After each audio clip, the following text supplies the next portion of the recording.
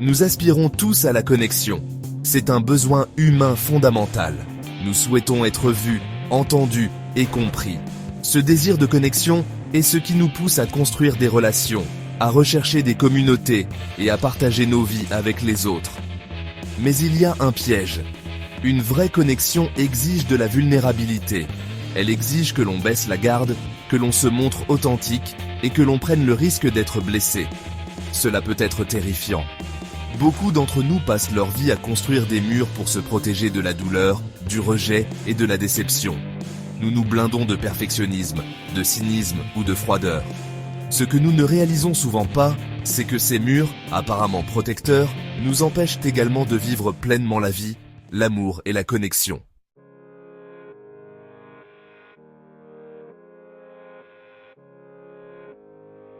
La vulnérabilité est souvent mal comprise. On l'associe à la faiblesse, à l'exposition et au risque émotionnel. On croit qu'être vulnérable, c'est être ouvert aux attaques, se faire exploiter ou être perçu comme inférieur. Cette idée reçue est totalement fausse. La vulnérabilité n'est pas une faiblesse, c'est du courage. C'est la volonté de sortir de sa zone de confort, d'accepter l'incertitude et de se montrer tel que l'on est, même lorsque c'est inconfortable. La vulnérabilité, c'est accepter ses imperfections, reconnaître ses peurs et partager ses histoires avec compassion et authenticité.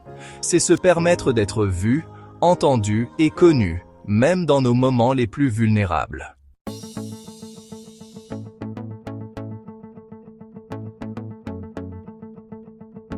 Lorsque nous nous autorisons à être vulnérables, nous ouvrons la porte à un monde de possibilités. Nous créons un espace pour des connexions plus profondes, des relations plus significatives et une meilleure connaissance de soi. La vulnérabilité est le berceau de l'amour, de la compassion et de l'empathie.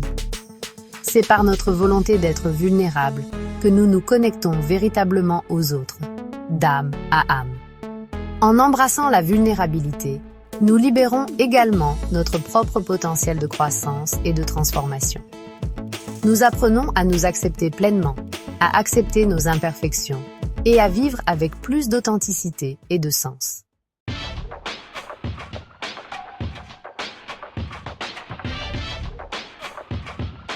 Pourquoi, alors, résistons-nous si farouchement à la vulnérabilité ?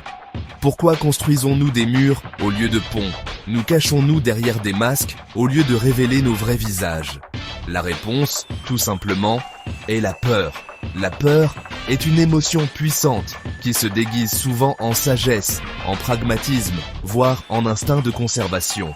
Nous craignons le rejet, le jugement et la douleur potentielle qui accompagnent le fait de s'ouvrir aux autres. Nous construisons des forteresses autour de nos cœurs, croyant que ces murs nous protégeront des incertitudes et des blessures potentielles que la vie nous réserve inévitablement. Nous nous persuadons qu'il est plus sûr de garder les gens à distance, d'éviter l'intimité et de ne jamais laisser personne entrer complètement. Ce que nous ne réalisons pas, c'est que ces forteresses, apparemment impénétrables, sont aussi des prisons. Elles nous empêchent de vivre pleinement la vie, la richesse d'une véritable connexion et le pouvoir transformateur de la vulnérabilité.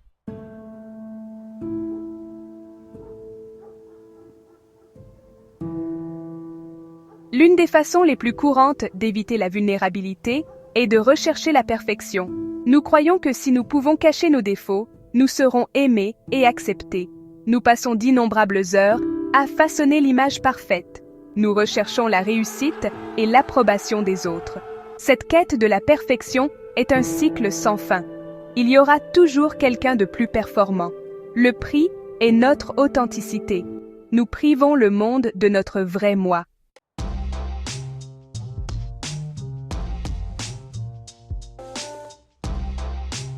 Un autre obstacle à la vulnérabilité est notre peur du jugement. Nous craignons que si nous nous montrons tels que nous sommes, si nous révélons nos imperfections et nos insécurités, nous soyons jugés, critiqués ou rejetés. Cette peur est souvent ancrée dans des expériences passées, où nous avons pu être blessés, trahis ou déçus par les autres. Nous portons ces blessures en nous, et elles peuvent rendre difficile le fait de faire à nouveau confiance, de s'ouvrir à la possibilité d'être à nouveau blessé. Ce que nous oublions souvent, c'est que chacun mène ses propres combats, affronte ses propres peurs et porte son propre bagage. Nous sommes tous parfaitement imparfaits, et c'est dans notre humanité commune, dans notre volonté d'être vulnérables les uns envers les autres, que nous trouvons la connexion, la compréhension et, en fin de compte, l'amour.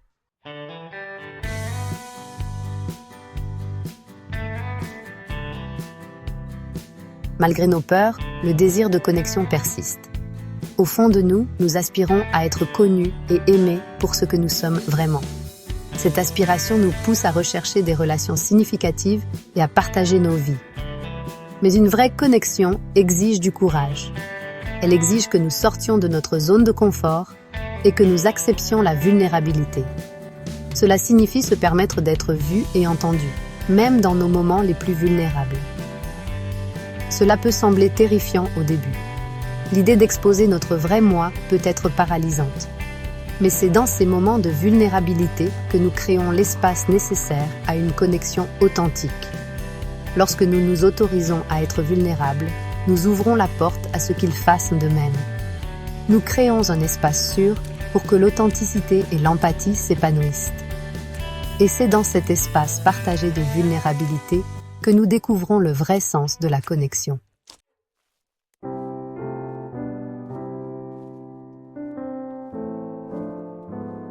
L'un des plus beaux cadeaux de la vulnérabilité est qu'elle nous permet d'accepter nos imperfections. Nous sommes tous parfaitement imparfaits, chacun d'entre nous étant une tapisserie unique de forces et de faiblesses. Ce sont ces imperfections qui nous rendent humains et aimables. En acceptant nos imperfections, nous vivons avec plus d'authenticité et d'autocompassion.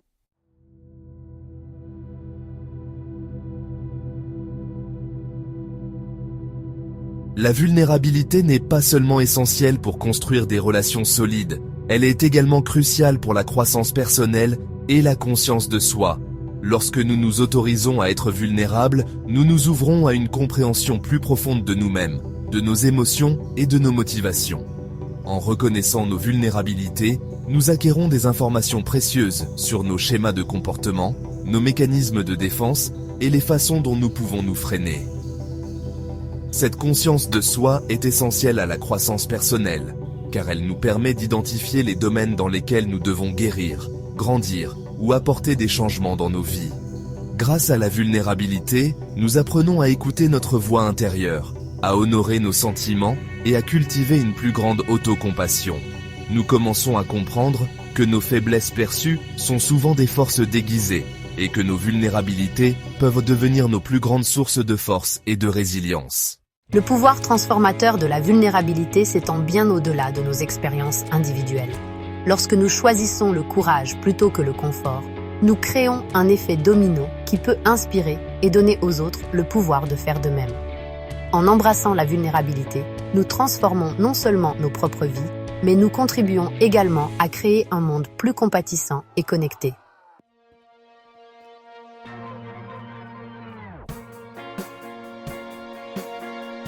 Nous avons parlé de la peur, des masques et des idées fausses qui entourent la vulnérabilité. Maintenant, voyageons au cœur de son pouvoir transformateur. Imaginez une vie vécue avec des murs soigneusement érigés, protégeant des blessures potentielles. Cela peut sembler sûr, contrôlé, même paisible. Mais que se passe-t-il lorsqu'un rayon d'amour, une vague de connexion authentique, cherche à entrer? Les murs même construits pour la protection deviennent des barrières à la lumière, à la chaleur et à la croissance qu'invite la vulnérabilité.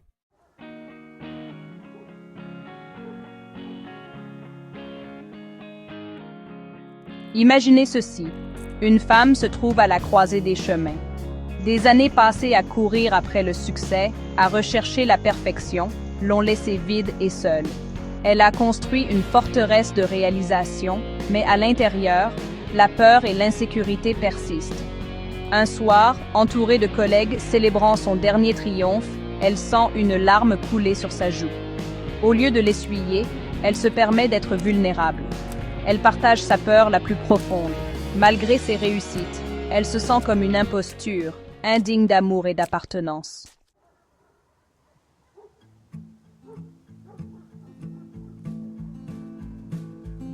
Le silence suit sa confession. Puis, une collègue lui tend la main, les yeux remplis de compréhension. Elle partage ses propres luttes, ses propres moments de doute. L'une après l'autre, les autres personnes présentes dans la pièce font écho à sa vulnérabilité. À ce moment de vulnérabilité partagée, quelque chose de profond se produit. Les masques de la perfection s'effondrent. Le jugement cède la place à la compassion. La femme réalise que sa vulnérabilité, loin de la rendre faible, est ce qui la relie aux autres d'une manière profondément humaine.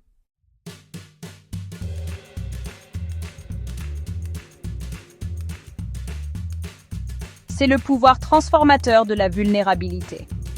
Elle démantèle les murs que nous construisons autour de nos cœurs, permettant à l'amour, à l'empathie et à la compréhension de circuler librement. Elle nous permet de faire l'expérience du monde et de notre place dans celui-ci avec plus d'authenticité et de profondeur.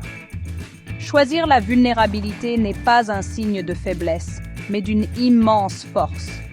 C'est le courage de se montrer tel que l'on est, avec ses imperfections, et de croire que dans notre vulnérabilité, nous trouverons la connexion, l'acceptation et, en fin de compte, nous-mêmes.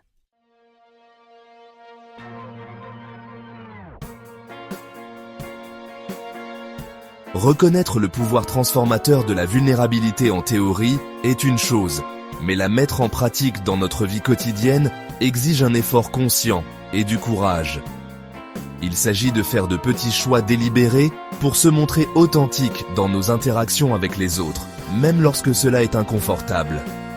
Cela peut signifier exprimer nos vrais sentiments à un être cher, même si cela implique de risquer le rejet ou le conflit. Cela peut signifier admettre une erreur que nous avons commise, même si cela nous rend vulnérables ou honteux. Cela peut signifier demander de l'aide lorsque nous en avons besoin, abandonner le besoin de paraître autosuffisant et permettre aux autres de nous soutenir.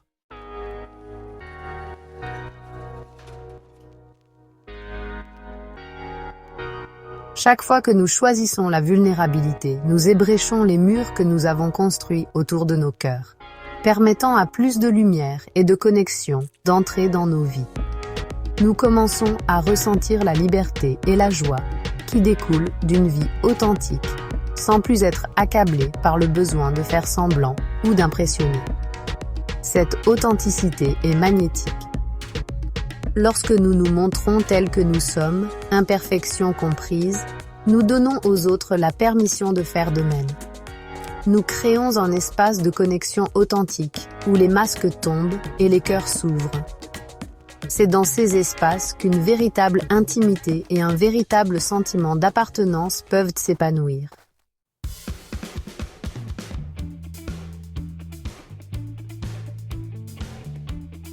La vulnérabilité n'est pas seulement essentielle à la croissance personnelle et à l'approfondissement des liens.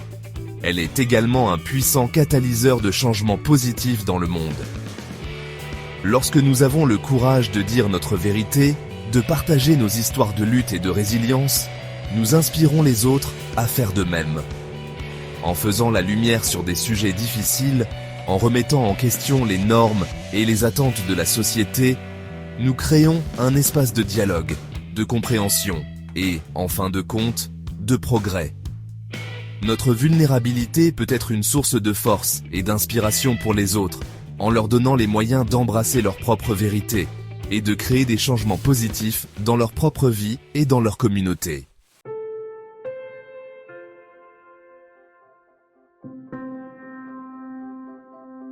Embrasser la vulnérabilité ne signifie pas une exposition émotionnelle constante. Il s'agit de savoir quand et avec qui être vulnérable. La vulnérabilité est un voyage, pas une destination. À travers les défis, nous développons la résilience. Nous apprenons à faire confiance à notre intuition et à établir des limites saines. La vulnérabilité est une source de force, pas de faiblesse.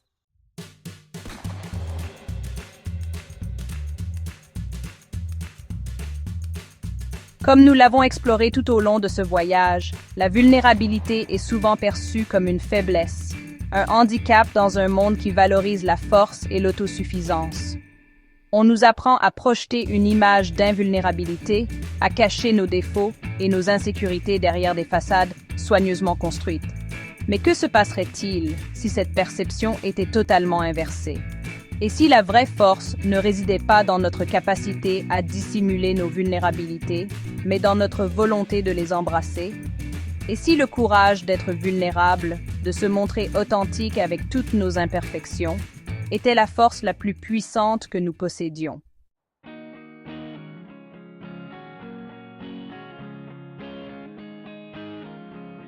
Embrasser la vulnérabilité ne consiste pas à rechercher la douleur ou à s'exposer inutilement. Il s'agit de reconnaître que nos vulnérabilités ne sont pas des faiblesses dont il faut avoir honte, mais une partie intégrante de ce qui nous rend humains. Il s'agit de comprendre qu'une véritable connexion, le genre de connexion qui nourrit nos âmes et nous permet de vivre pleinement la vie, ne peut exister qu'en présence de vulnérabilité. Il s'agit de choisir le courage plutôt que le confort, l'authenticité plutôt que la perfection et la connexion plutôt que l'isolement.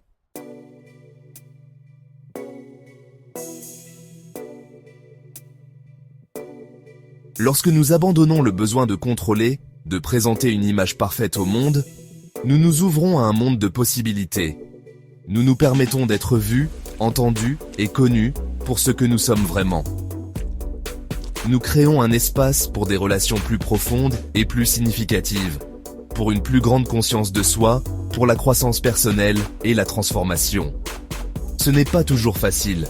Le chemin de la vulnérabilité est souvent marqué par des défis, des revers et des moments de doute. Mais c'est à travers ces expériences que nous développons la résilience, la compassion et une croyance inébranlable en notre propre valeur.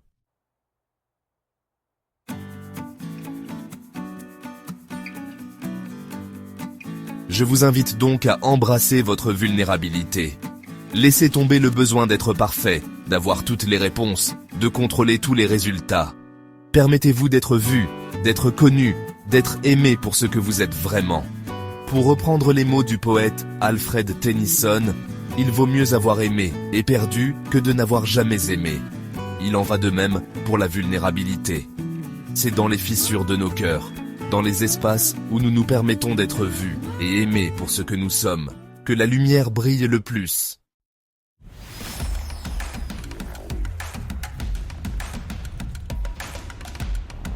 Nous avons cheminé ensemble, explorant les profondeurs de la vulnérabilité, ses menaces perçues et son extraordinaire pouvoir de transformation. Maintenant, c'est à votre tour. Votre histoire, vos expériences avec la vulnérabilité sont précieuses. Avez-vous déjà fait un acte de foi en révélant votre vrai moi et constaté que cela a mené à une connexion plus profonde? Avez-vous trébuché, fait face au rejet et découvert une résilience que vous ne vous connaissiez pas?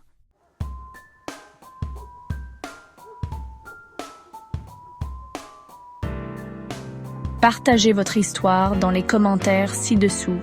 Créons un espace où la vulnérabilité est accueillie avec compréhension et non avec jugement. Votre voix compte. Elle peut inspirer, responsabiliser et rappeler aux autres qu'ils ne sont pas seuls dans ce voyage.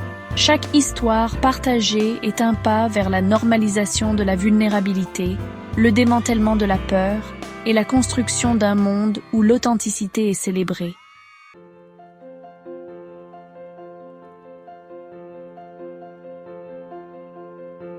Cette conversation ne s'arrête pas là. Si vous souhaitez approfondir vos recherches sur le développement personnel, l'authenticité et le pouvoir de la connexion, je vous invite à creuser davantage. Consultez les liens dans la description pour plus de ressources, de vidéos et d'articles sur ces thèmes. Une mine d'informations vous attend pour vous guider davantage dans votre cheminement.